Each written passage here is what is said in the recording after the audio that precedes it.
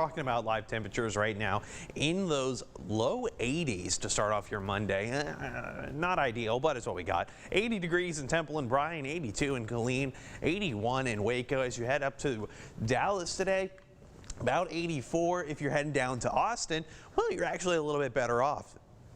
77 degrees. Overall, not the greatest, but it could certainly be a lot worse. Right now, I have nothing but clear skies all across the region. While a lot of the country is dealing with severe storms, we haven't had a significant rainfall in months at this point, really since the summer began. Now, that's pretty typical for us, but it also means I don't have any significant relief coming up in the forecast. No rain, barely any kind of cloud cover whatsoever.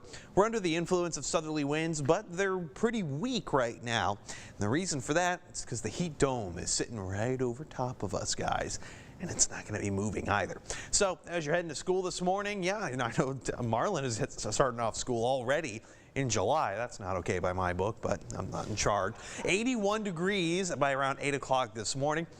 By your lunch hour, all right, we're talking about 93, still staying pretty sunny all throughout the day. And then as you're heading back home on the bus, about 103.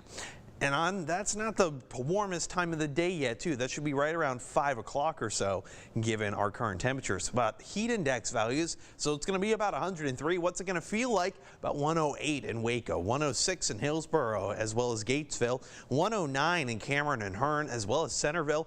College Station is going to feel like 110. Now, what kind of warning does that warrant, essentially?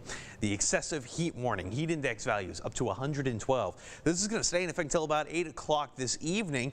More than likely, the National Weather Service is going to extend this as we make our way into Tuesday, just considering how this heat doesn't seem to be going away anytime soon. Well, what about the overnight hours? We typically get relief, right?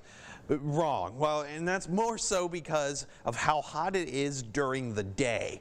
It's going to take a lot of time for temperatures to cool off. And by the time they finally cool off, the sun is already back up. So I got lows in those upper 70s. A few places might even just stay in those 80s.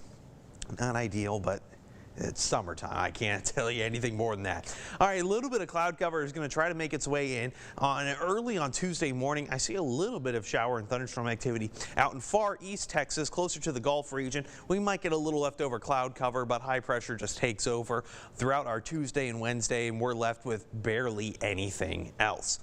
Here's the upper air setup. It's the jet stream. Here's that high pressure heat dome. It kind of sits right over top of North Texas and doesn't move at all the way throughout Thursday. So that means temperature wise, we're going to be in those triple digits, mid triple digits. Yeah, 105 for today, 105 for your Tuesday, 104 for Wednesday, and maybe a slight cool down by Thursday.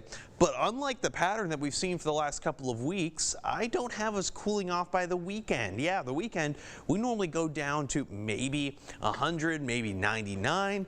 No, not this time around. I got nothing but sun, sun, sun, along with all that heat.